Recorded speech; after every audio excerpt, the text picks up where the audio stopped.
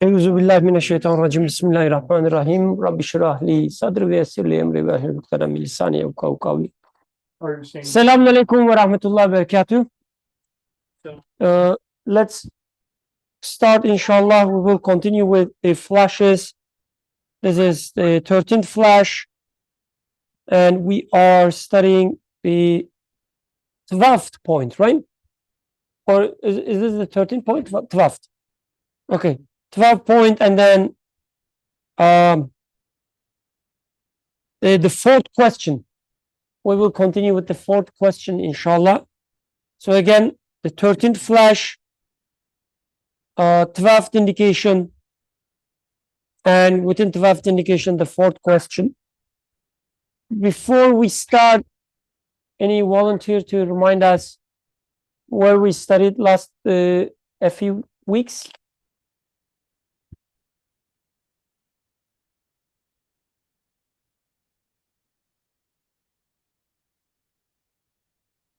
Anyone, any volunteer to help me adjust as well? I was not here last week. And I hope I'm not disturbing ladies by sitting on the ladies' side. I have to watch the stairs. Oh, you want to say something? Okay, mashallah. Such a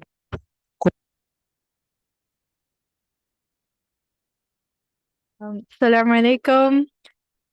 From what I understood from the 12th the 12th indication, we were first asking some questions related to I guess for me it seemed like it was kind of related to like justice, like how is it fair for an infinite punishment to exist for a limited lifetime, essentially, is what I got. And I think what I understood from that is that I think we're kind of belittling the nature of what a true sin actually entails. So it's kind of leaning, I guess what I understood is that like when it's truly from a state of unbelief, then that is of greater magnitude, that is deserving of infinite punishment rather than just like making a mistake and then turning back.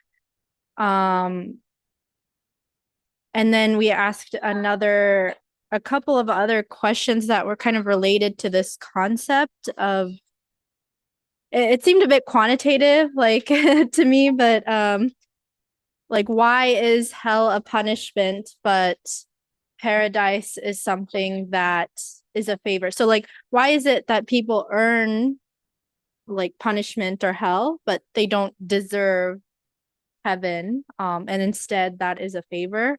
I'm not sure if it's clear to me yet, but I think from what I understood, like we have the capacity to choose. I guess I think the example of the exam, like the student situation was most helpful for me. So like if you are a student and you're taking an exam and you do well, can you really say that I deserve this when everything was prepared by the teacher, like all the materials, what you have to study for the exam, and then you manage to do well because of all the things the teacher set forth for you? So I guess in a similar concept in this life, everything is provided for me to help me choose the right way. And if I don't choose to do well on the exam, I just reject all the study materials, then that's on me. So I would be deserving of that. Whereas doing well is a favor from my teacher who taught me with all these things that I couldn't have acquired on my own. So that's what I understood from that point.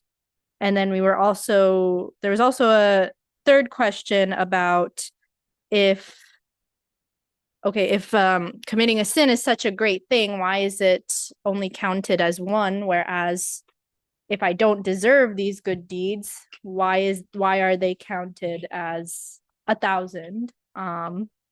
And I think the answer was very short. I don't remember much of what we talked about it, but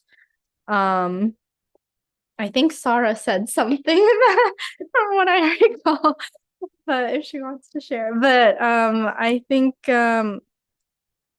yeah, for me it felt a bit incomplete, so I don't know if I can say the text offers one sentence about how this demonstrates mercy, but I guess we were also asking, well, is that fair? Oh, I remember an example of like tipping a waiter. So if, let's say, someone tips this waiter and not the other, like, how is it fair that this waiter did the same thing and is not getting an equal tip? I think that was an example that was brought up, but I don't remember if that was the case. Okay, Jazakallah khairan. Interesting places you studied last week, it seems. Anyone else who wants to add something on that?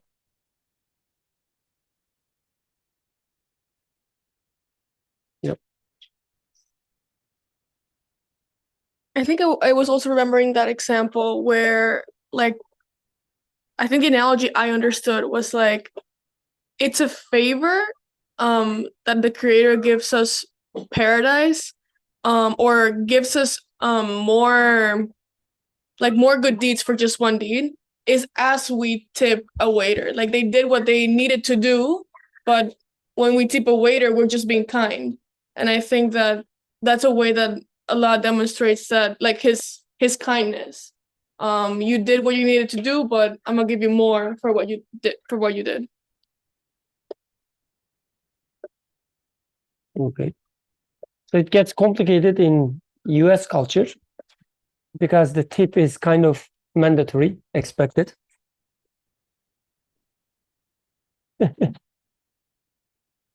So for both of these examples, I was actually even more confused because these examples didn't make sense to me. So I will actually explain why.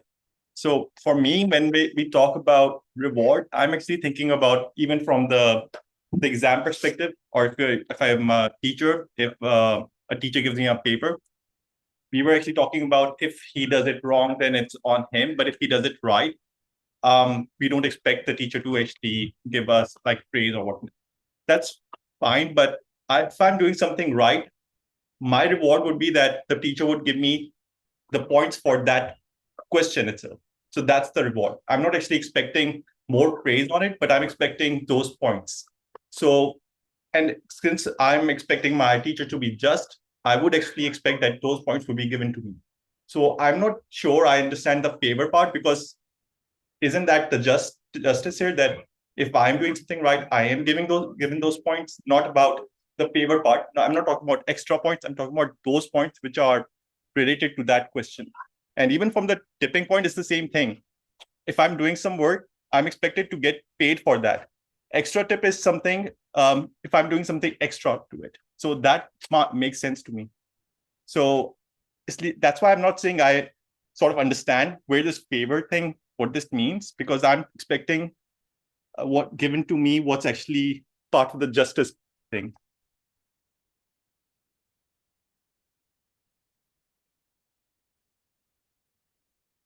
So then to highlight the question, the first question was favor versus reward, right? So what does that mean? Let's to remember. Receiving out of my correct choices, good choices, do I deserve a reward? In this example, is paradise a reward or paradise is a favor? This was the idea. And for this, we gave the example of exam. And the idea in the exam was, again, this is just an example, but if I am getting in a setup where anything that is existing, such as the class, the education that I receive, the instruction, assignments, everything. Teacher provided all these. On top of that, teacher provided me with a question, which is again an instructional tool, which has correct answer and or incorrect choices. I'm also given a choice. So in this regard, if I were to choose the correct answer, do I deserve a applause?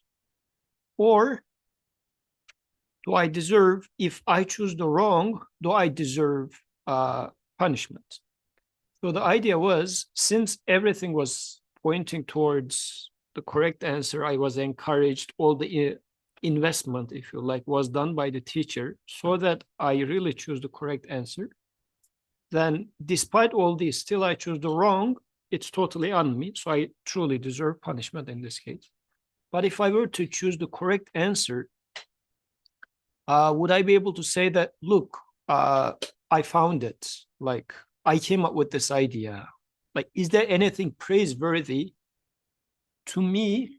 Or would I say, oh, teacher, you already pointed everything, you set up everything. It would be stupid on me to do otherwise. Like, all the praise really goes to you. If this second is the case, like if all the praise goes to him, then there's nothing I can claim for myself. This is why out of this, if anything is given, it wouldn't be because I deserved something, but it would be, teacher would say, thank you. I appreciate that you didn't choose wrong. The rest of the people chose wrong, but you didn't. And for this, I'm giving you a favor. You didn't deserve, like deserving simply means having a right to. But in this case, the only thing I did good was not messing up. This is why the other example we gave, Sister Aisha repeated it, reminded us of with a cat. Like your neighbors are going to overseas and they are leaving their cat to you. Again, this is not a perfect example, but to make the point. They leave you the food, they leave you the water, even they give you $100 every day that you are going to look after the cat. And once they come back, you are saying that I didn't kill your cat. In return, what are you going to give me? What do I deserve? Like they would say, look, why should you have killed the cat in the first place? I gave you the food. I gave you money even every day for looking after. Like you already get all the payments for not killing the cat. You're not supposed to kill the cat. Like everything was pointing towards. I mean, again, it's not a perfect example because they don't give you mercy in this example, but I'm replacing mercy with money in this example so that it's already given to you, like the payment is already given to you. But once they come back, if they bring you, I don't know, like a tray of baklava or something, you would say that this is not a reward, but this is a favor. Like they didn't need to give it to me because they already paid me for everything and whatnot. If I did anything, like if you would say, well, if see Ahmed, what did Ahmed do with the cat of, I don't know, Nibras and Zerin left their cat with Ahmed? They didn't look after the cat and the cat died. But how about me? I look after the cat properly. So I really deserve this baklava. It's not a favor. It's a reward. It's a deserved outcome that I think. So this is the distinction in there. Deserving something or a reward means I deserved it. It's my right. But favor in this case means no, like you were already going to do that because everything was set up, staged so that you do it. The only good thing you did is you didn't mess up. You didn't murder the cat. And not murdering the cat in this case doesn't make you deserve a reward. But as an appreciation of you not messing up, if you receive something, you would say, oh, this is not a reward, but this is a favor. But this is the reward favor part of it. If that makes sense, maybe it does not. I cannot see his face, so read me his face and tell me. Puzzled face. Okay. I do not agree face. So This was one part. The other part about the tipping is, I think the example is not being very clear in there. Because when it comes to tipping, like since tipping is a little convoluted, let's talk about just distributing charity. You are a super rich person and you are giving charity to others.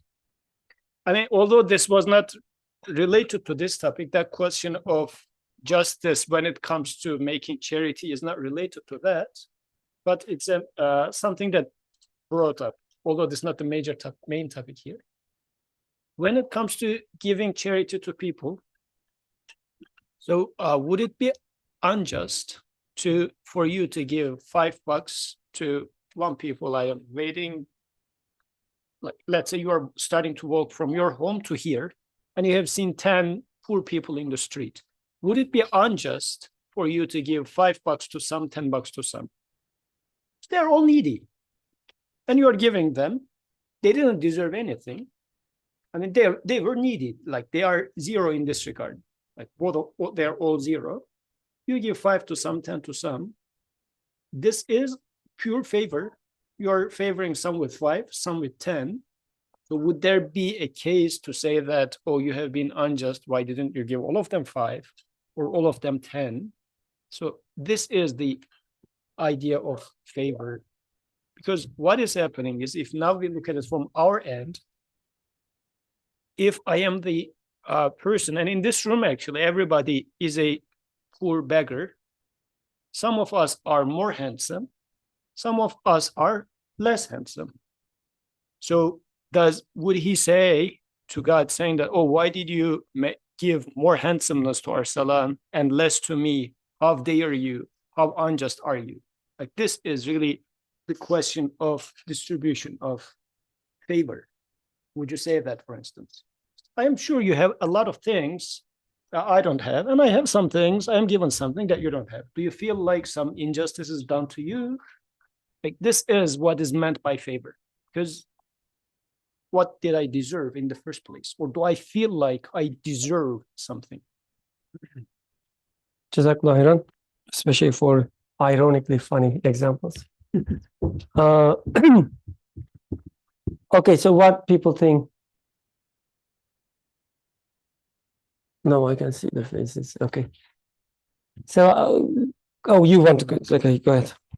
So I feel like with that example, if you don't go off of handsomeness, if you go to, like, let's say there are people that are poor, and I've seen this not one time, but countless times. There are people who do wonder, like, why did I get put into this life, whereas this person is rich, they have food at night, they have a shelter.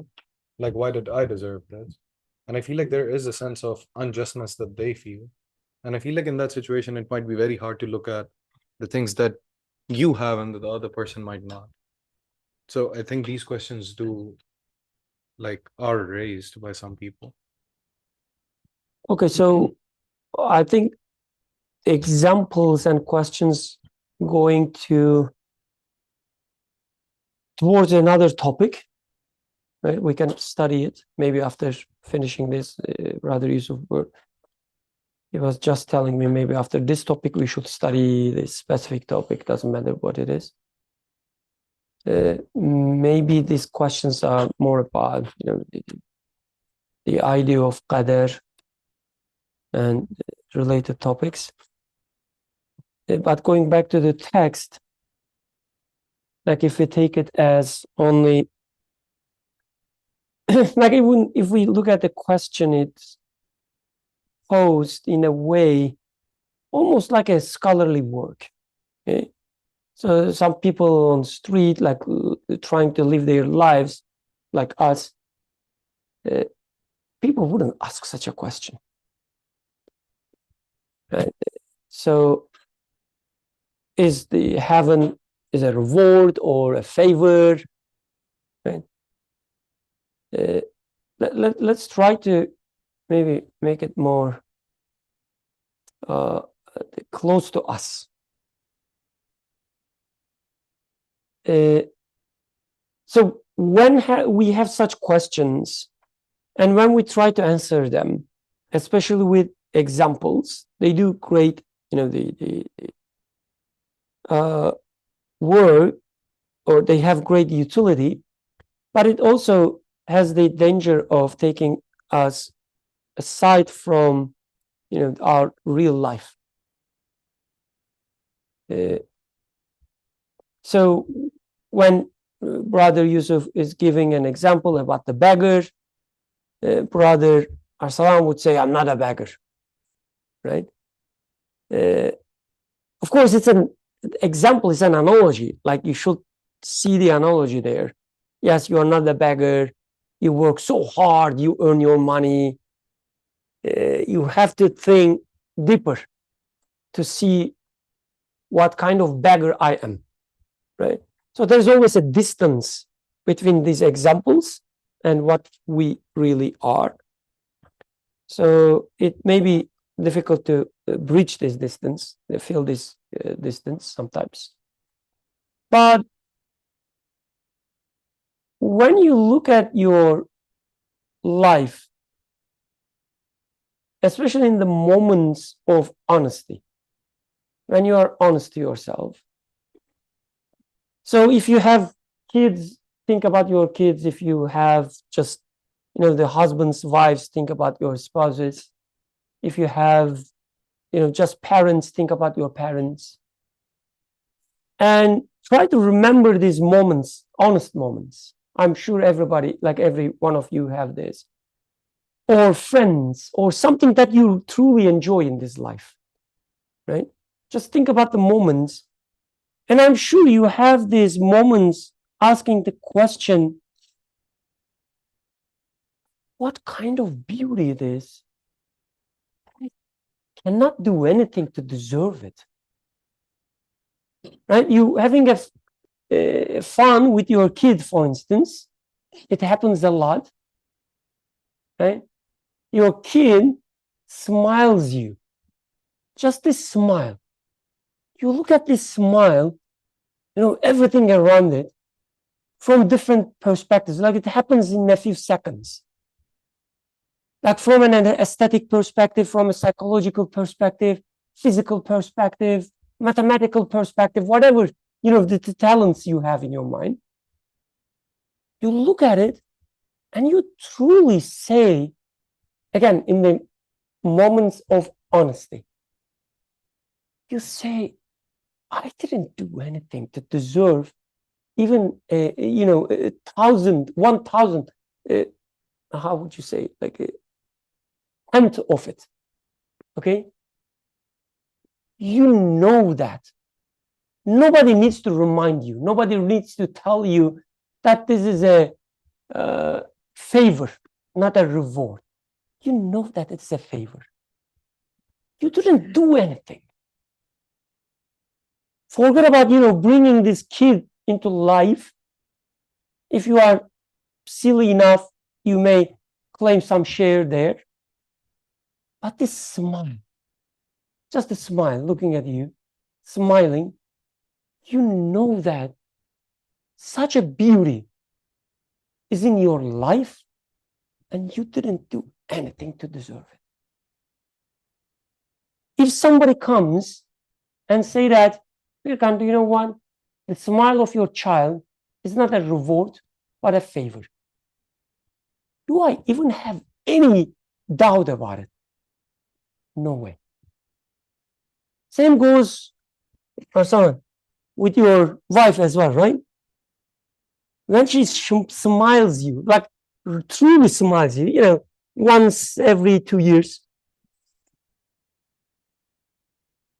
smiles you and just like not saying anything, just smiles and showing compassion.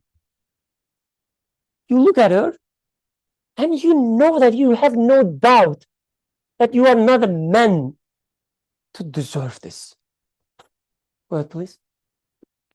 So somehow we ended up discussing this today, but actually it was at Drexel, but from a different angle, which like the idea was William, our basketball player, he said he is craving for success, and apparently they lost the game last week. So, and we were studying the verse which says, when we give them hardship, they keep asking or making dua, crying to us. But when we give them favor, they say, this is given to me because of my knowledge. Like this feeling entitled is there.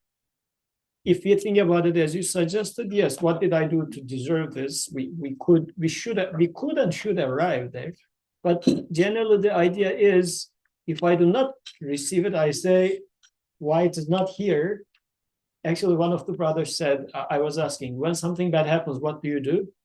Brother said, I would recite Quran, although I don't understand what it says. I said, so it's like a way to feel closer to your creator. So it's making dua. Good. So we agreed that this is such a nice moment. I said, when something good happens, he is searching for a job. If you get a position from Apple, what would you do? Would you recite Quran? Or would you say, of course, I mean, I applied so many places. I did a lot of things I deserved. So this is the response to what I was doing. Like I deserved it in this regard, being as if I did something and the outcome is because I put the effort. I have a share in it. So we should come there, as you say, truly, what did I do to really deserve this? But yeah, that's the reason. That's the maybe one value of the marriage. So take it as another reason to get married. One, the beauty of the marriage is that when something good happens, you know that you have no share in it, especially for husbands. You know that you have no share in it.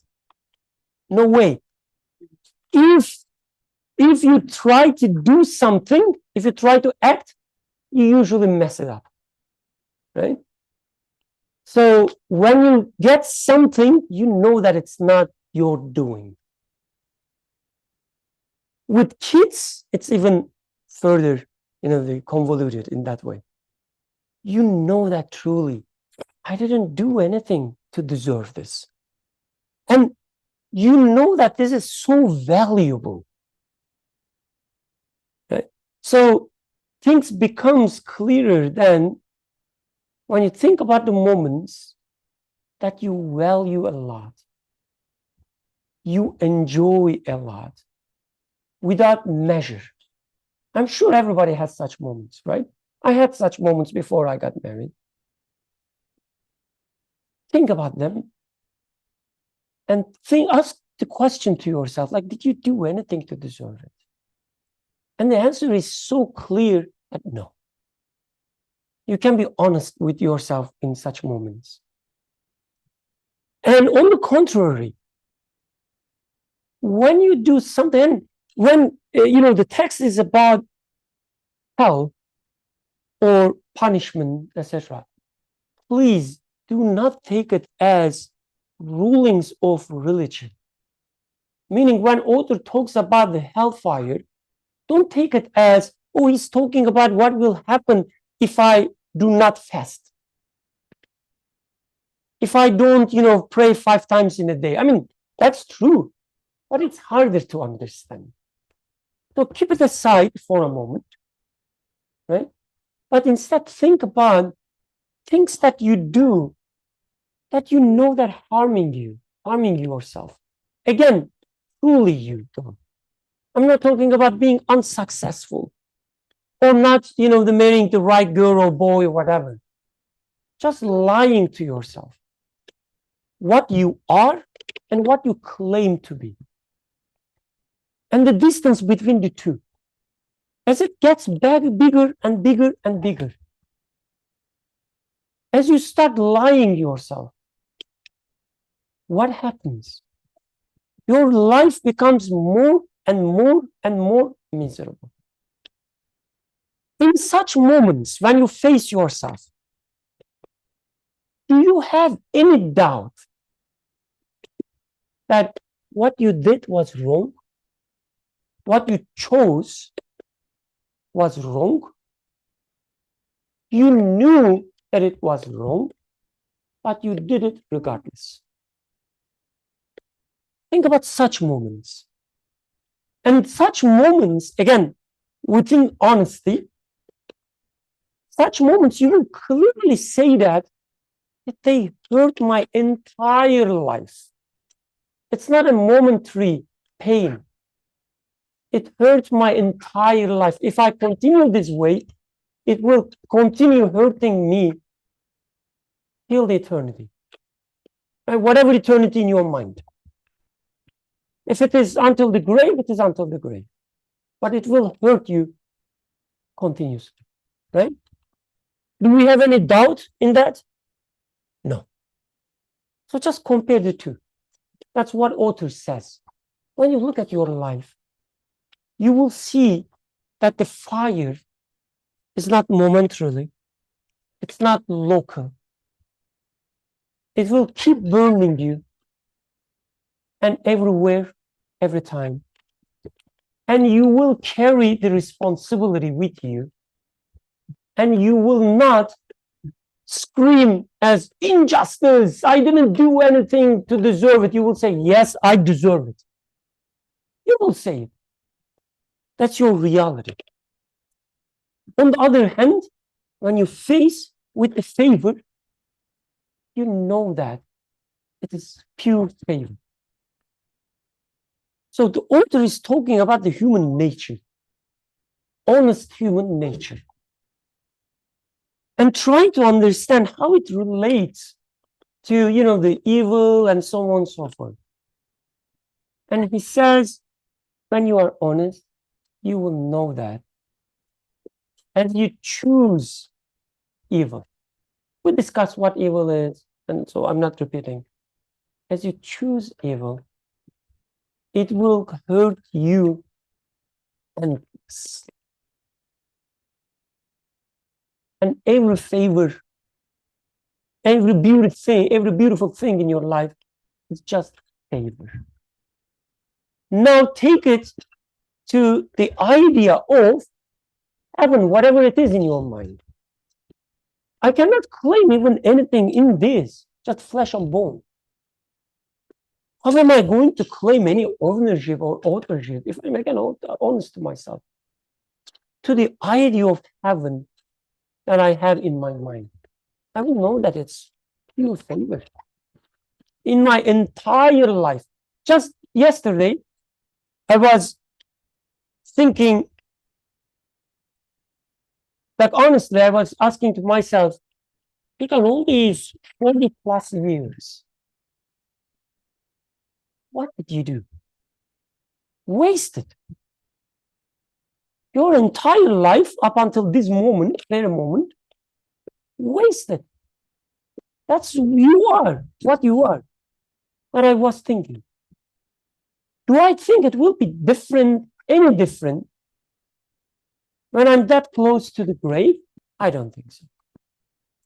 If I'm honest to myself, I will say I wasted my life. But still, I have this hope, trust in the one who kept giving me all these favors regardless. I have full trust in that. And I said, if I die with this hope and trust, which is formulated in Quran or in the tradition as die as a Muslim, right? I said, if I can die with this belief that the one who kept, whoever it is, who kept bestowing me all these favors all my life, regardless, will keep favoring me again. If I die this way, that's enough for me. I cannot ask anything more, I said. So this is what I read in this text is, let's say, a more elegant way of articulating the same thing. On the other hand, when I say I wasted my life, I didn't have like a tiniest amount of blaming someone else. Because I know that every choice I made was wrong. I mean, I'm just, of course, exaggerating, but yeah. The choices was in front of me. Actually, choices were in front of me. And I kept choosing the wrong one. No one else other than myself to blame. And I'm so content with this because I know that this is the reality. So it doesn't really matter, what a scholar says about the heaven, hell, what another scholar tells me about the responsibilities, who, deserve this, who deserve that, according to Sharia, according to this school of thought. It really doesn't matter at all. I know that what is told here is true. I don't even need, some intricate, complex examples to understand it. Just look at myself and I say, yes, my teacher, whatever you are telling is true.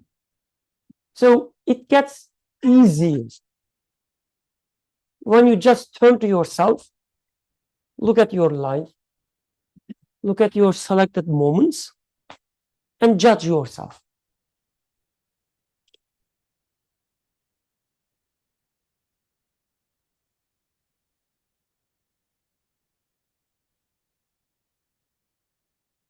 My understanding of the text I just read and also listening to the conversations, revelation comes to reconstruct your understanding of your world, like your reality in this life. It is there to define you, how you should be interpreting the experiences that you go through. So it is a very, it speaks to the human intellect first and foremost, and it's a cognitive activity. So you construct a worldview to understand how you need to make sense of the experiences under the light of the revelation, who claims to be the speech of the creator of all the experiences that you go through. And like, that's one thing. The other thing is like reading the text, there is that emphasis again, like guidance, misguidance. So it seems like author discussing the subject in the context of belief and unbelief. If in my experience, oftentimes, once you like take the subject out of that context and try to understand in the context of do's and don'ts, that's it, that ends, at least in the past 45 years of my life and 25 years that I have been studying this kind of like, or part of like taking part in this kind of discussions. It always takes me dead end that doesn't make sense to me. Like how human, like, is it possible that I'm just gonna make a mistake here, and as a result, there will be an endless punishment for forever for me. It's that like that concept, like I really cannot comprehend. And like then it comes to a point that like, why would I even believe in that sort of God? I don't want to believe in that kind of God. But like, I think that dilemma comes from really the fact that like we try to understand the things in the context of there are these do's that you have to do, you must do, and there are these like other things that you shouldn't do, like to be in good favor of the creator of this universe. But instantly, for example, like I think it is as simple as me just closing my eyes here and now and claiming that there is no light and there is no one existing in this room. That's the choice I made. And I just denied the truth of everyone exists in this house. But I made that choice. I made that choice like in the context of like denying my own reality. And that's where it goes back to that cognitive like activity that I was talking about earlier. So like Quran comes and tells you like how you need to this experience, how you need to construct in a way that you are going to see the mercy, compassion, love, beauty in it. And if I am making the choice not to listen to that, that's a choice, and there is a denial there, then I am fully responsible for it. And if I deny the mercy, and if I deny the beauty in the things that I experience, it is my own choice. It has nothing to do with the creator, like, because I just call that upon myself. And I think in that sense, at least that's how I understand the text that you guys studied last week. In that sense, you are fully responsible for your own actions and for your own perception, because you construct that perception in a way that you don't want to take the principles of the revelation. But in return, like if you listen to the guidance of the revelation, guidance of the Quran, and if you comply with your own reality, and if you don't go against your own reality, the truth of your existence and the existence of the universe, all that is already, there is a definer of that scenario. In that sense, it's already there. So like you cannot like put anything in it, or you cannot take anything out of it to like make it more complete. So in that sense, like that is the favor that I think the author is talking about. Like it's already there, it's already given. Like in the example of like this scenario is already here. It just like needs my acknowledgement. But if I close my eyes and say that like no, like there is no such thing, that's a choice. But when I open my eyes, I'm not doing anything additional to deserve any kind of favor that I should claim any kind of rights over it.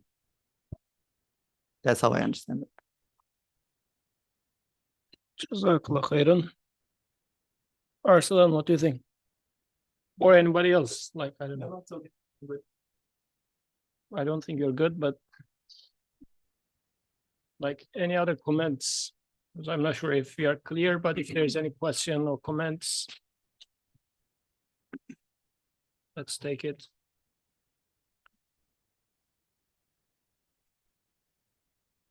Okay. Yes. One question here. So, so when it says in the Quran that paradise is actually promised for the believers, so does paradise in this case mean a favor now, or what does this promise mean then? Is promise like a reward, or is it a favor now?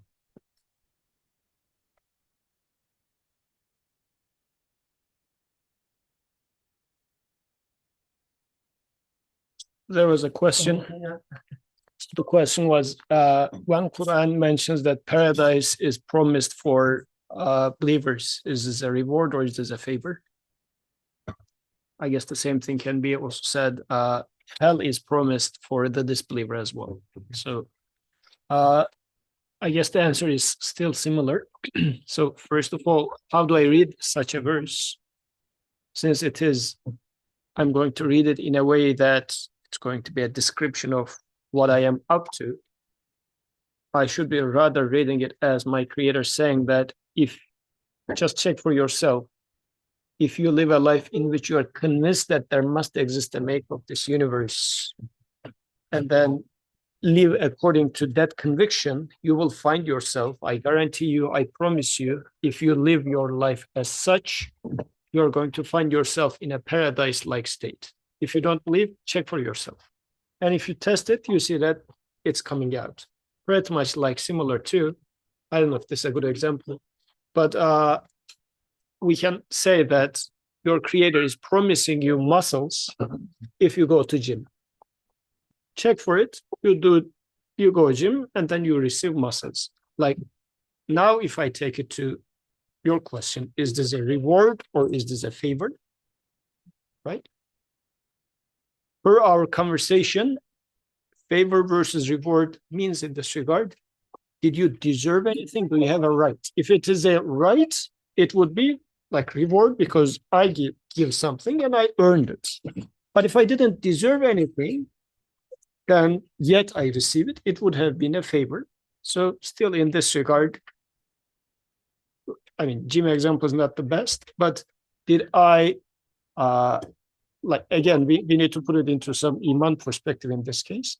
But what did I bring to the table so that I would say, I pay you $10, God, so you need to give me $10 worth of biryani? Like, is this such a thing that I bring it to the table so that I would say the outcome is a response to what I put to the table? It's something that I deserved? Or this is why with the cat example, I'd rather become it to be more real, rightfully. So I appreciate that perspective. But for not killing the cat, do I deserve to be rewarded? Again, the same thing applies to there. So God promising is a separate question. I think now hopefully this clarifies it, because God promises you muscles if you go to the gym today. But then the question is, when I receive muscle because I go to the gym, is this a favor or is this a reward? So for that question becomes, what did you bring to the table that you would say the outcome is because of what I brought to the table? What did you bring to the table when you go to the gym? Did you bring the energy? Did you bring the muscle? Did you bring the arm? Like, which part of it is yours that you would say, well, but I put this at least to the table. If there's anything that you put to the table, it is that you didn't mess up. You made the choice to actually go to the gym. So in this regard, this is why if we put it into our previous examples of like feeding the cat, giving the mercy to the cat, or with the other example of teaching and whatnot, I am already instructed about everything to do it. If there was anything that I would do that belongs to me, would be not going to the gym. Like, again, this is not a good example, but in a setup, if going to the gym would be the only proper answer and all the instruction was pointing towards there, still I could have chosen not to go to the gym. That would be messing up. But if I go to the gym, that would simply mean like you already set the road and it seemed to be the viable, proper option. You already pinpointed the answer almost. Then I just say, okay, yeah, however you say is correct. I go with your choice, the correct choice that you're pointing to. Would I require a reward or an award for not killing the cat in this case? Or I would say, why should I have killed the cat in the first place? Why should I not gone to the gym in the first place?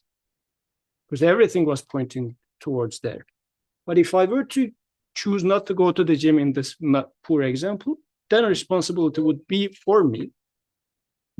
I don't know. I think I will just keep repeating. But it didn't make sense, I guess. So now it makes sense.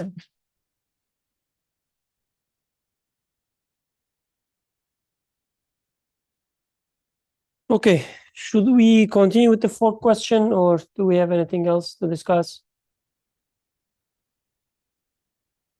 Just maybe a final remark from my side. If we take anything written in Quran as rules or instructions, you will end up not making sense of many of things. If you take them as describing your life, then you will check it whether it is true or not, and it will make sense. Guidance. Otherwise, like if you just take it as certain rules together called a Sharia, and then this rule is there because of this, because of that, and so on and so forth, you will just find yourself trying to make sense of things that doesn't even have any, point in your life. It will be trying to prove a mathematical theorem that you don't care about. And it will not make sense even if somebody shows you the proof. it will not make any sense. Because you don't care about this theorem anyway.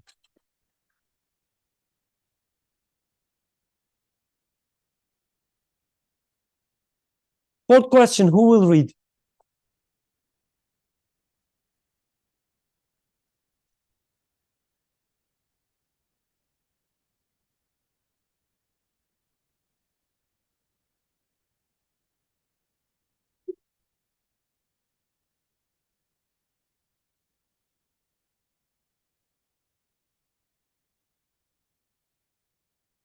The successes the people of misguidance have achieved, and the power they display, and their victories over the people of guidance show that they rely on some power and truth.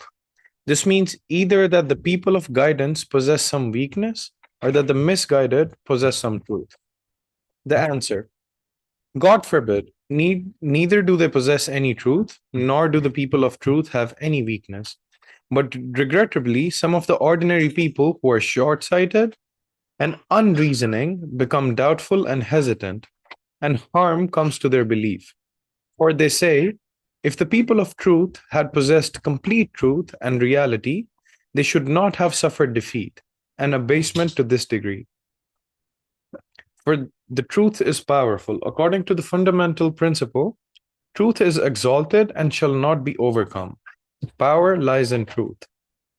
If the people of misguidance had not possessed a true power and point of support, they could not have predominated over the people of truth and triumphed to this extent. Can we stop here for a moment? Let's try to understand the question. It's long. Like it started with a question, gave an answer, start giving an answer, but within answer, the question is kind of repeated. So let's summarize the question first. Let's make sure we understand the question. And who wants to do that? Zarum, please go ahead. Yeah. The microphone to Zarum, please. So the way I'm understanding it is that I see people, societies, the West, for example, and there's a lot of success in terms of advancements, I guess, to society. And doesn't that mean that they must have some sort of strong support or strong foundation or in order to achieve that level of success? Whereas, I don't know, I guess the way I hear it these days, the Muslims aren't as they need to catch up, for example. They aren't as what? Forward thinking. Forward, yeah, okay. They aren't as forward thinking as this more advanced civilization. So doesn't that mean that there's some weakness in their source of support or in their thinking or however you want to take that? But yeah, what is accounting for this difference? Okay, Jazakallah. I will just do one slight adjustment, if you don't mind. If we formulate such questions as West versus East, North versus South, or this corner versus that corner, it will complicate things a lot, because now we're talking about the cultures, geographies, right? They have these set of mountains we don't have. How do you compare, kind of? Let's focus on a single location. Wherever you live, in Philly, or if you want to dream, the Dominican Republic, dream about that. Just one location on Earth.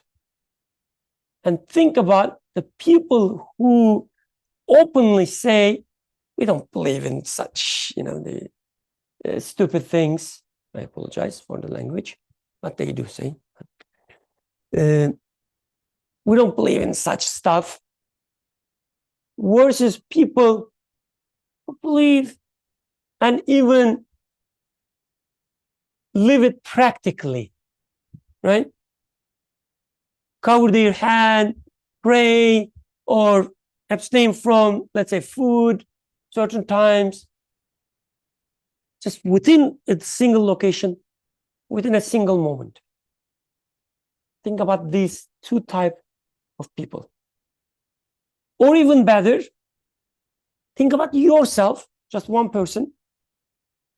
Certain moments that you strive for success, money, fame, right? Publication, the best wife to marry, best husband to marry, such moments, how successful you are, how fruitful it ends up, versus the other you, where you say, everything is from the one who keep giving me. I just a receiver. What kind of life you end up compared to two? Okay. And then author says, when you do this comparison in Turkey, for instance, right, when you compare white Turks who are educated, right, who are clever enough not to believe in such, the old stories, versus people like Yusuf. When you compare them, other than, the hidden wealth, you will see a clear distinction in everything.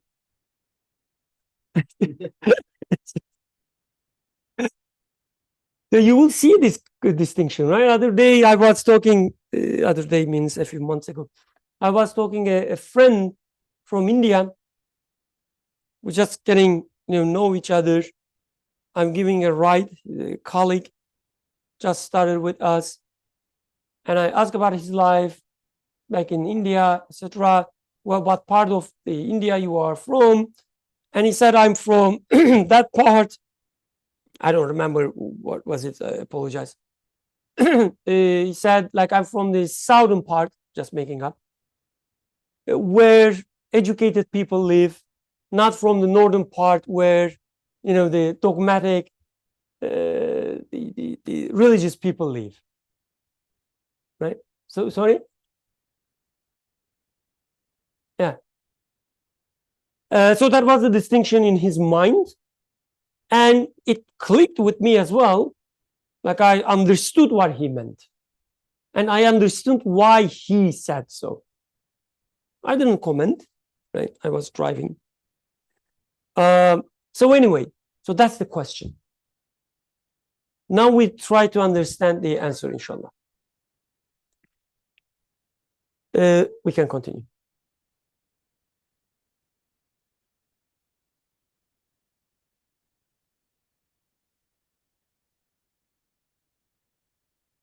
The answer. As is proven in the above indications, the defeat of the people of truth does not arise from lack of power and absence of truth. And as is also proven, the people of misguidance victory does not spring from their power and capacity and their having some source of support. Hence, the answer to this question is all the above indications. Here we shall only point out a number of the tricks and weapons they employ as follows. I myself have frequently observed the mischief makers who form 10% defeat the righteous who form 90%. I used to be astonished and curious.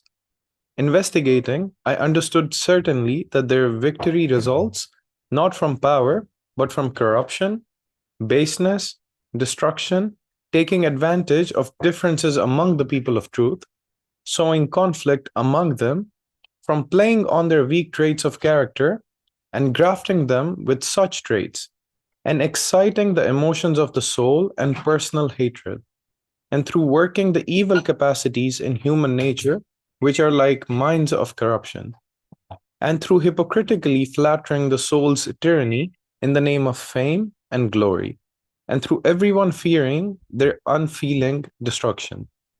By means of diabolical machinations like these, they temporarily triumph over the people of truth. But in accordance with the verse, and the end is best for the righteous, and the rule, truth is exalted and shall not be overcome. In addition to its not yielding any significant benefit for them, their temporary triumph will lead to their earning hell for themselves and paradise for the people of truth. Thus, because in misguidance those without power appear powerful, and the insignificant win fame, they take up a position opposed to the people of truth. In this way, conceited, fame seeking, hypocritical people demonstrate their power, although it has little substance, and win a position for themselves through intimidating others and causing harm. They are seen, and attention is drawn to them, and the destruction of which they are the cause, not through power and ability, but through omission and failure to act, is attributed to them and they become talked about.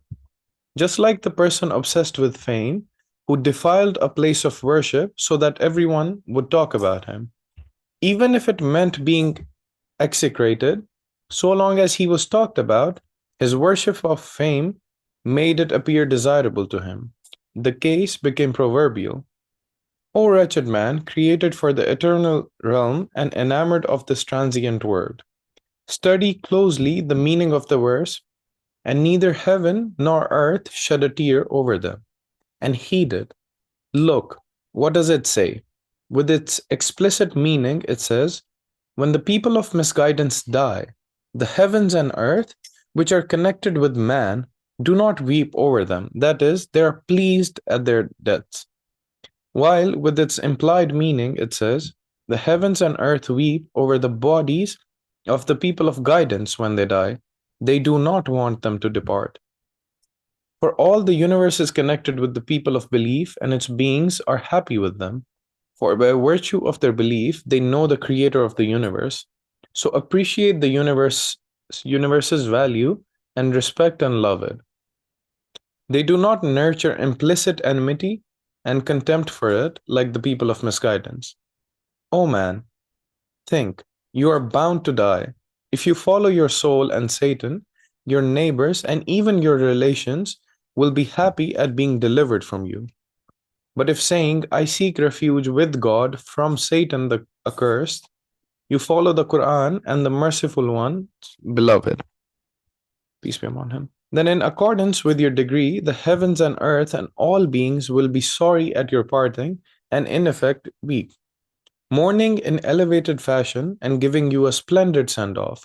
They will indicate that you will have a good welcome in the world of eternity, according to your degree when you enter it through the door of the grave.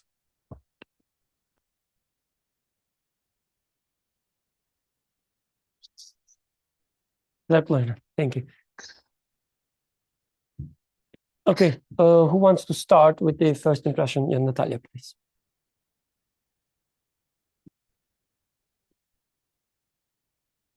So I can't shake this feeling of thinking that the descriptions of the people of misguidance is extreme. I would say, like, at first as I was reading, I'm like, yeah, this is like, I see it. I see that, like, you know, I mean, it's a big joke in the West, like, oh, he definitely sold his soul to Satan to, like, for this fame or something, right? Like, people do all sorts of things, and people are, you know, smart and sharks to get to the point where they are. But what about the people that aren't? Like, what about the honest, hardworking people who are good, you know, and you know, are would not fit this description. And I know that, like, a lot of times Nursi doesn't, like, he's not really portraying them, like, their actions as evil, but I still can't see how this particular people, like the people that are good, the people that are hardworking and honest, how is even, like, how is their honesty, or how does their hard work without belief still look to non-existence, if that makes sense? Very good point. And I think I especially like I want to thank you. This question will make, you know, the question that we read even clearer. What we mean with the people of misguidance, how we should understand it. Again, because I see that the flavor, like a part of the your question is imagining the people of misguidance as I don't know, like people who just don't go to church, right? Or mosque or synagogue, doesn't matter. They don't go it, man. I mean, what is the wrong with that? They're still good people doing hard work and so on. Yeah, alhamdulillah. Okay, who wants to take the first stab? Yeah, please, Ahmed.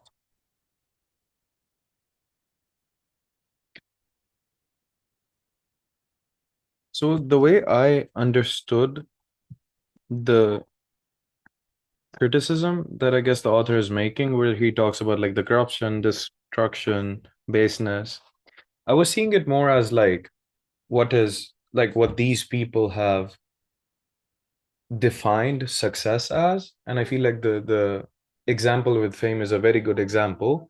Like getting to that position, is that truly success? Like, and these, I feel like these things are appealing to the, again, like I think the author mentioned somewhere in there, like the weak traits of human character, which are like minds of corruption. Like it appeals to our, I guess, quote unquote, like the bad side of things where we crave these things. But is that truly success? I didn't see the author just calling these people corrupt, but actually the definition of success that they have set and that we compare ourselves to, like, is that truly the success that you should be looking for? Jazakallah. Very good point. Very good point. Anyone else? Yusuf, are you raising your hand? Oh, yeah. So the way question is formed, since it's talking about power, I guess the first thing that comes to mind, I might be reading it wrong, but material power. Like they made the rockets, they made the planes, they made this and that. Like, but I think the distinction in here is, and practically this is how it feels like, especially for the youth.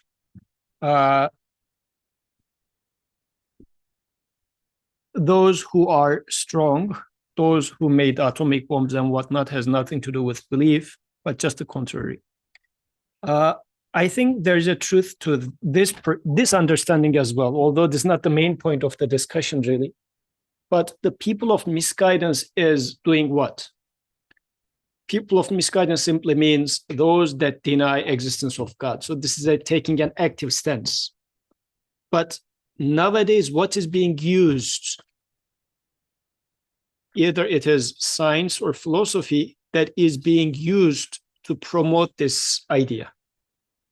It does not need to, but this is what is ending up happening. Right now, actually today I was having a conversation with a PhD student, and I was just challenging truth value of scientific endeavor. The first thing he said was, if not science, what else tells the truth then? Like immediately this was his response. And I said, you are doing like scientific study and you really feel like science is the truth. But is it really? And we were talking about doing research and why this hardcore causal language that is being used in science is being presented as if it is the truth, although it is a mere interpretation. But this is not how it's being presented. So the people of misguidance is now using the science and scientific language as like hiding behind this power. And then the success of science is like the power-wise success of science is being appearing as if there's some truth in it, see, because it's successful. Otherwise, if you think about it from this lens, I don't know, if Ahmed puts the correct recipe when cooking biryani and then says God does not exist because the biryani tastes good. And we are so much loving biryani, and he is now the authority of biryani. We say, well, see, your rice sucks, but you're too pious of a person. But look, everybody is buying Ahmed's biryani. So yeah, God does not exist. This is how it ends up being nowadays. So there's this way of people of misguidance using such things in there. But if we look at now the nature of misguidance, I was giving this example to clarify certain things, because with the question that Natalia put, hardworking people, if a person does not put an effort to make such a judgment based on the outcome, he's just cooking his biryani nice, or he is just trying to produce I don't know, medicine in the lab or something without making a judgment about this or that, it's a separate question. But if somebody is using this as a tool, although it doesn't prove anything, but just say that there does not exist God because I didn't see God in the lab, like this is destruction. It's not putting something together, actually. It is just sort of a trick to say that I am the one who produced the medicine, therefore what I say is the truth. I am the one who cooked the best biryani, therefore what I say is the truth. Like this sort of a thing. And I think this is what the author in here is now going into the nature of this misguidance. It's not putting anything forward. It is just destroying. It's destructive. It's not producing anything. The claim doesn't have any value if you pay attention to itself. Why would what Ahmed says is correct since he's cooking the best biryani? Like, it's totally irrelevant, to be honest. But it is just attacking or just destructive in the sense that making baseless claims. This is why now the author is comparing the two and saying that it's not about them having any truth. Misguidance doesn't have any truth in it. So distinguishing a working plane, because somebody producing plane is a good thing. That person studied the order of the creator, asked it in the proper way, and the creator gave them the plane. This is not people of misguidance. This is a very guided action. But if someone says, I can fly, and I haven't seen God in the skies as you are claiming, therefore God does not exist, this is misguidance. So distinguishing the two, I think this is at least a good starting point for the conversation, saying that people of misguidance is, the misguidance aspect is being mentioned. Even if the same guy produced plane or medicine, this is not the misguided part of the story. Jazakallah khairan. Very good distinction. And let's open up this misguidance a bit, and let's decide whether the description is really harsh or not ourselves. So I see that, the people here are so pious, they don't have, the bad examples in their life to, understand such text. Everybody has to look, the other people outside. So when I read this text, the one example came to my mind about myself. No, not the pious one. The misguidance. So I got my job somehow, and the job that I'm, currently working.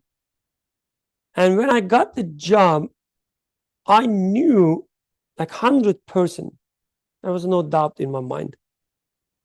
I knew that I got the job not because of my CV. I mean, I look at my CV, I look at the job description, etc. There was no relationship. Like if you put in a scale, the job would weigh much higher. Kind of, yeah. I made this joke and then I end up in HR. It's a true story. Yeah. Anyway, so I knew it, right? But this knowledge it's not like, I felt like an imposter or anything. I knew it. At the same time, I know that that's the, the true for everybody else as well. I knew that. Because at this moment, I was honest to myself. It was easy to be honest about other people as well. So it gives you a lot of security. You say, it's a favor. Whoever is giving me, whoever has been given all these favors in my life, gave another one. So it's a good evidence for it will happen again, right? So it gives me this security, comfort, that I don't have to struggle for the work. But then what happened? Just in a few months or in a few years, let's say, the ideology of the misguidance around me got me. I started polishing my CV for the next round, right? Because always there's a next round, next step. I started listening people's ideas, about what needs to be done, what is the right thing to do, what is the wrong thing to do. Even, the ideas about whom you should, be friend with, whom you shouldn't, how it will affect, when you apply to this, apply to that. Don't, make favor to this type of people, but make favor to them, others, because these people will remember and pay back, right? That's how I was trained within just a few months, a few years. And I adapted so quickly. At the beginning of my job, when we apply, let's say, a grant proposal, there was a person with not so great CV, right? But she was contributing a lot to the project. So what people usually do, these are technical details, I apologize for wasting your time, but just to make it more real. But people usually do write them as not the key personnel because they don't want to show their CV or so on. But just add them, I don't know, as a postdoc or something like that, cheap labor. Especially if they're immigrants, not as citizens like myself. So anyway, that's what usually people do, but I was not trained yet, right? And I'm submitting this proposal, and I remember I told her, she was asking whether I will include her as a key person or not. I said, we will die. Like I told her, like, we will die. Like the grave is the end point, right? Who cares, if I do the right thing, I take the strategically right choice or not, I should just do the right thing. And you are contributing a lot, you will be included. That was me at that point. What happened after training? When I write a proposal right now, before writing the proposal a few months ago, like a beforehand, I start connecting with some people who have good CVs, good fame, right? So that I will use their names in the proposal. Just 180-degree reverse direction. So what is the, when I compare my mind, become before, become now, everything I see in this text applies perfectly. When I get a grant, it's through corruption. When I get something, it's through playing with people, right? I even see that sometimes within the moment, even if I don't apply it, right? I have this voice in my mind. You can just, I don't know, how would you translate it in English? Like, you can just waste these people. They are valueless, right? Don't care about them, the sound's telling me. Who cares whether this is right or wrong?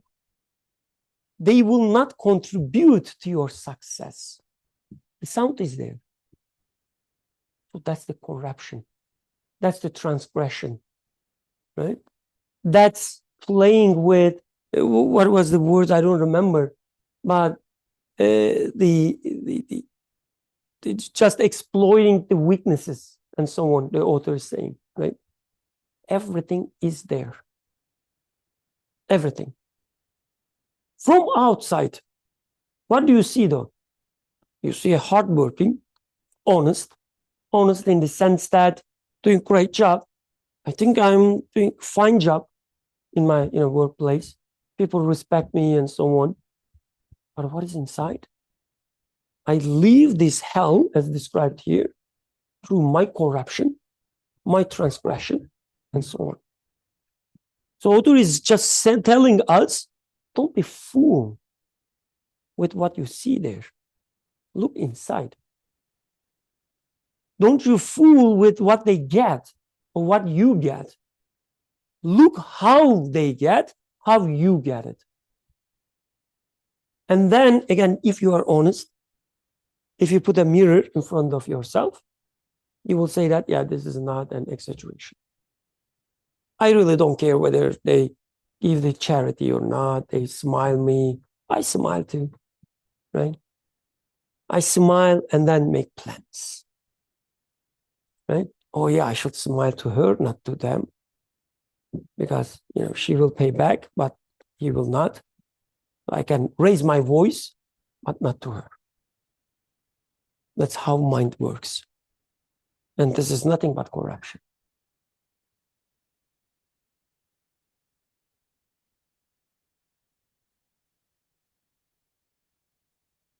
You want to say something? I want to say something. You look like, Not sure, like trying to digest the concept in my own head. I think the definitions of the people of guidance versus misguidance, and then success, what's not success, and then that comes in the conversation. Whether you believe in God or you don't believe in God, you still have to eat the tangerine to survive, right? There are certain rules and like sunnatullah that you need to follow in this life.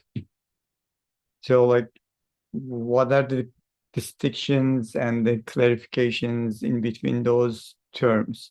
So for example, like if you define yourself as the people of guidance, among the people of guidance, does that mean that you're not going to eat the tangerine to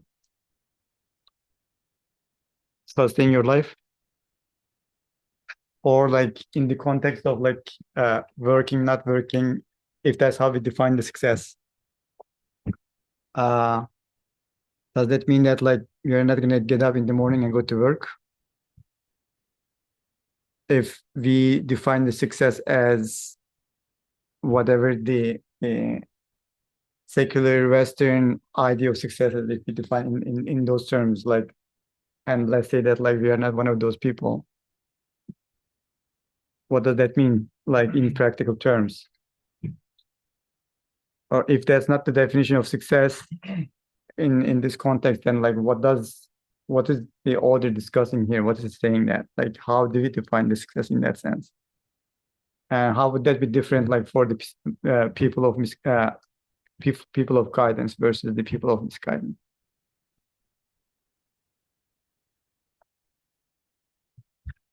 So I think the way I understand it is like, even if you do the same things, I feel like understanding what the source of that success is, I think that's key here. So if you eat an orange and you don't recognize the mercy of Allah in that, and you don't see the connection that it brings you like to your creator, same thing with success. I feel like if you do like if you work very hard and you get into this position, and at the end of it, like you're crediting all that to yourself, I feel like that's the key difference between the people of misguidance and the people of guidance. Like true success is recognizing that all this success and everything is from Allah rather than from you. At least that's how I understand it.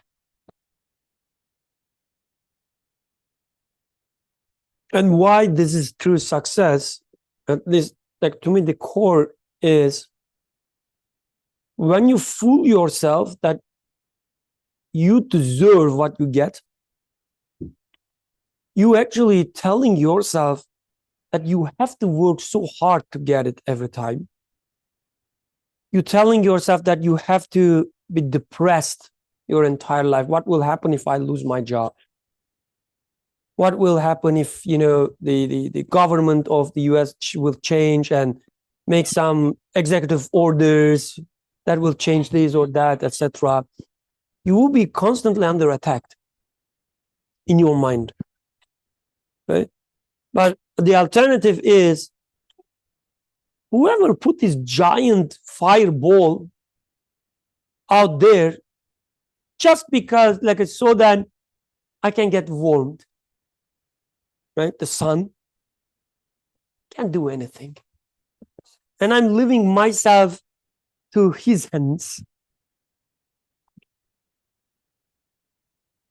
And I find the security in that.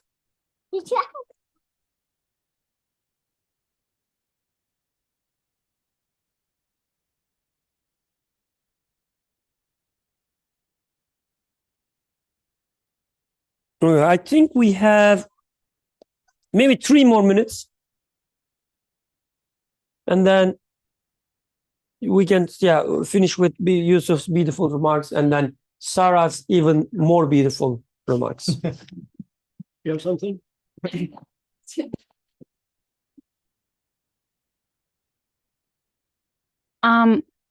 Yeah, I was thinking about this the other day, like how is believing that everything is given to me will give me like relief, you know, that I don't deserve something, but it's given to me and at any moment it can be taken away.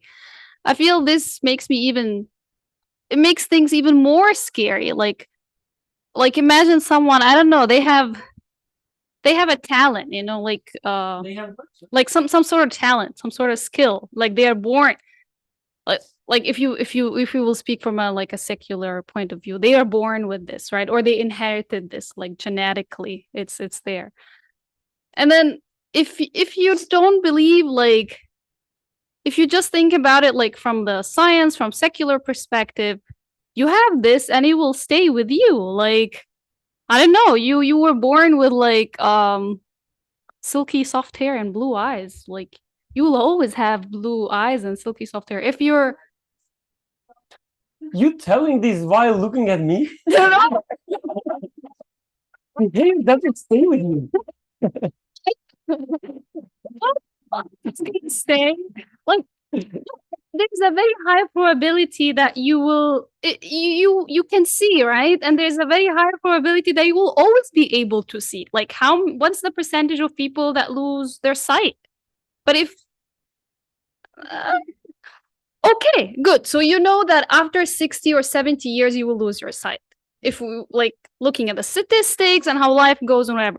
But if you think that God gave you this and he can take it anytime he wants, then it becomes scary. Like, yep, he can take it anytime. So if, like, let's say someone, I don't know, someone is a good, make it simple, they have the talent, they are good public speakers, let's say. And they believe that they have this and they work even more and more to improve this talent and it's working for them. They go present, they teach, they whatever. And if you're a secular person, you would believe that you're going to always be like that. But if you're a believer, you would say, oh my God, this doesn't belong to me. And at any moment, this will be they can be taken away. Maybe someday I'm standing up there on the stage and suddenly I won't be able to speak because God just decided he doesn't want to allow me to speak. Like, doesn't that get a little scary? No, I don't know. At least to me, it does. Like, if I just think from a scientific perspective, most probably if you're a good public speaker, you will always be a good public speaker. But if you think about it from a religious perspective, it was given to you at any moment, it will be taken away. So there's some kind of uncertainty there. While science or secular perspective give you the certainty, at least to me. No, it makes sense what you said. Yeah, exactly. The microphone, please. Microphone, please. There are many online participants. Yeah. Like knowing that will come no matter what. And it happens all the time. Like, for example, like I was telling you, I lost my father's sister's husband and my mother's sister's husband like 3 days in part, like just like last week. So having that experience and saying that like whatever I have is with me for forever, is that really so? A little bit. And also there is a very low probability that you will lose both relative at the same time. How often does that Like he himself your personal experiences, you know? he himself was about to die as well. Like he didn't say this part of the story. 1 month ago, like he stopped breathing, so he was in emergency room. Like, you always remember the other guys. So that very mention it. But I think the point is like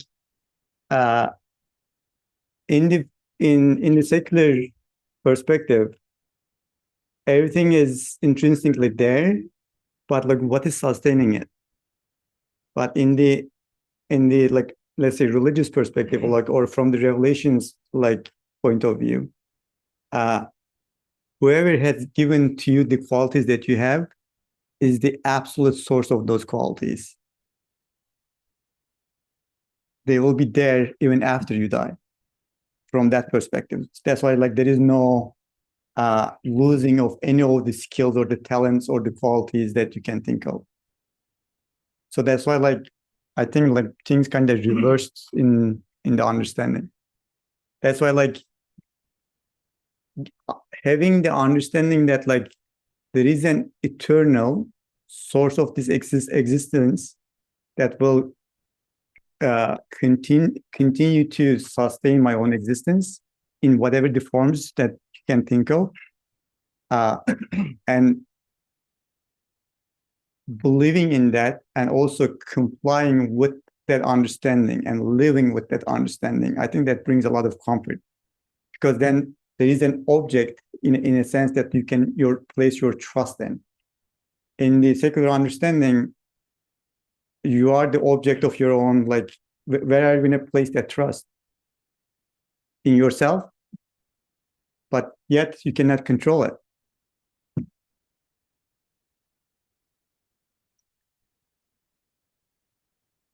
Three minutes over. You want to say something about the question, because the question is important?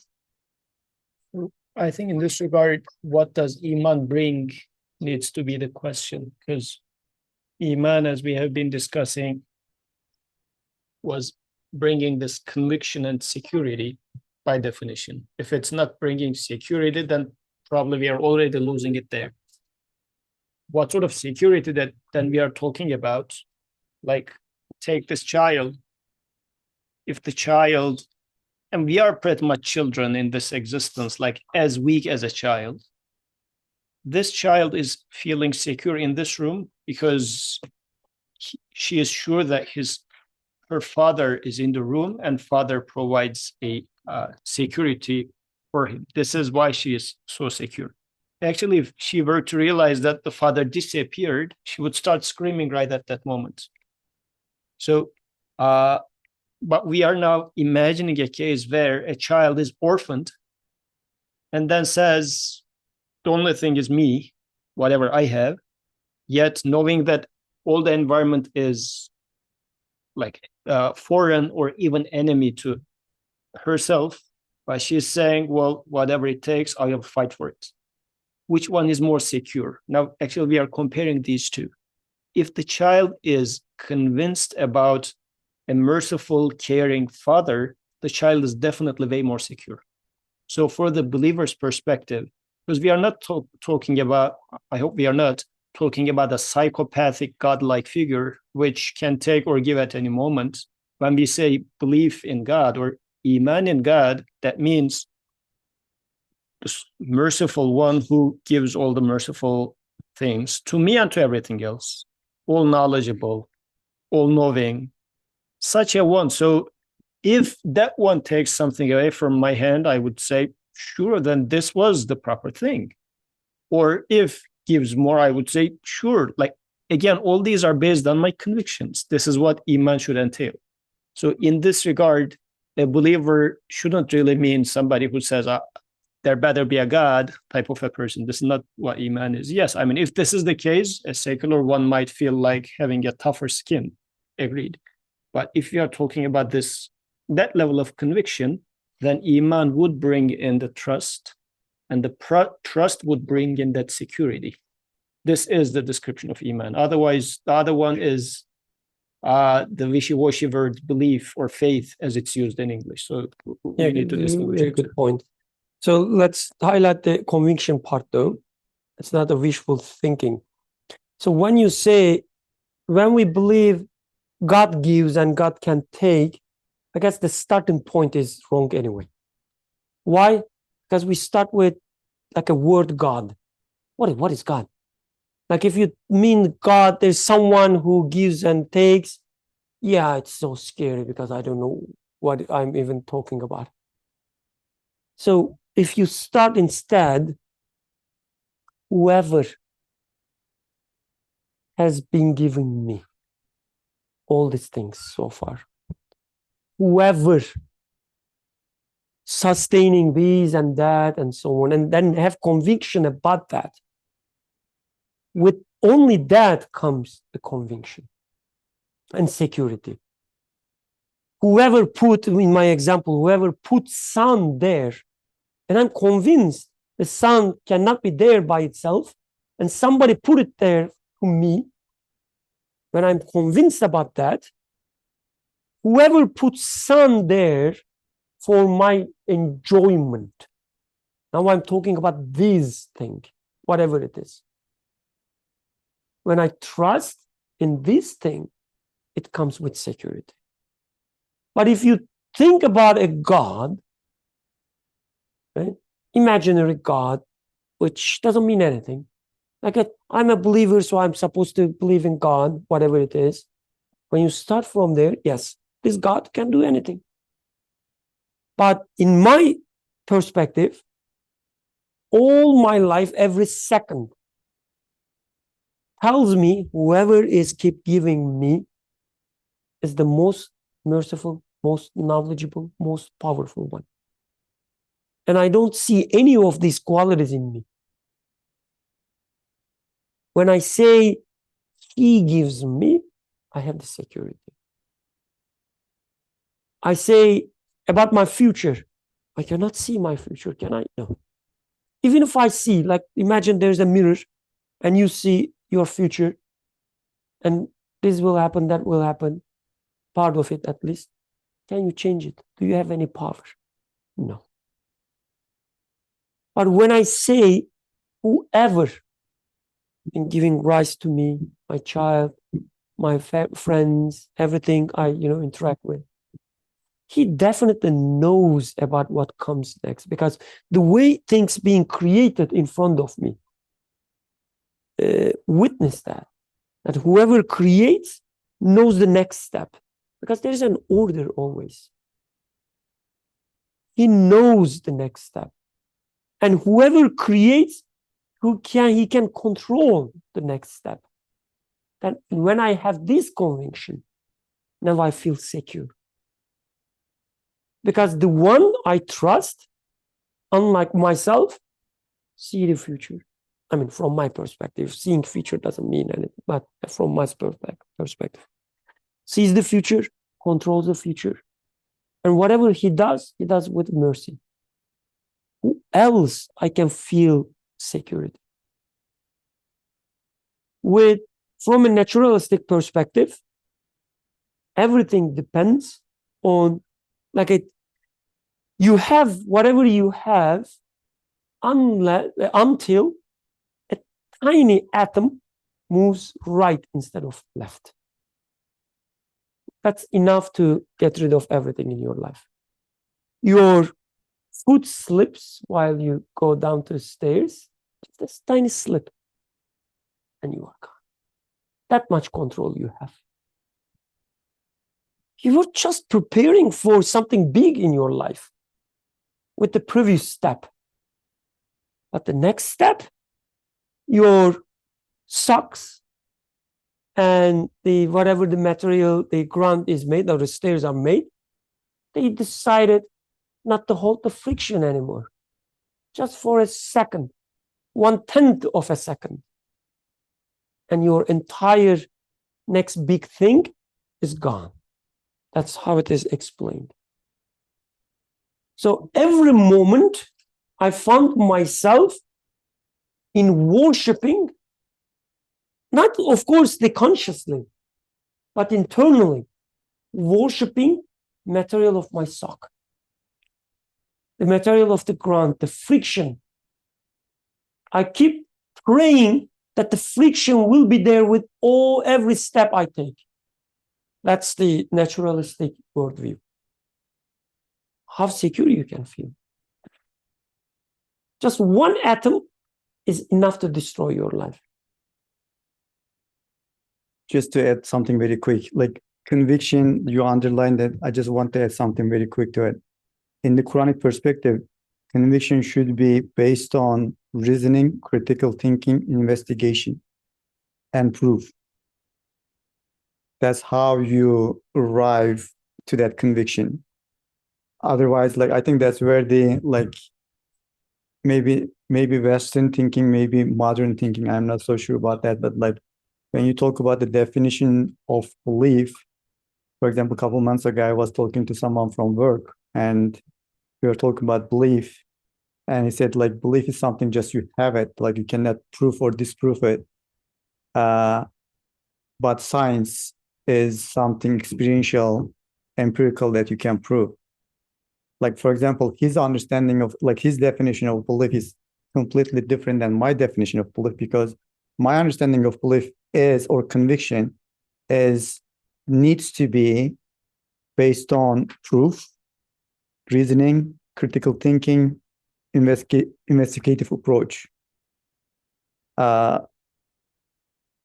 think there is a lot of confusion in the depth, like in the understanding of it. Like once you arrive, like belief in God, based on your own like journey process of like investigation and like arriving to conclusion and searching and asking the questions, that is something different than just like hoping that there might something exist. I think in that sense, like secular understanding is baseless, because you have no way to prove that like your tomorrow will be here, because everything depending on the chances, and there's no way to like even like mathematically prove that like it's gonna happen.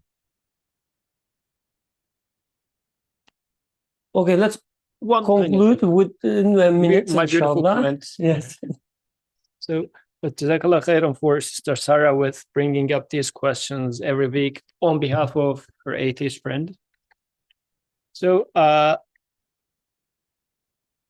what I'm realizing is sometimes, many of the times, and this applies to all of us, we can quickly go back to our factory settings.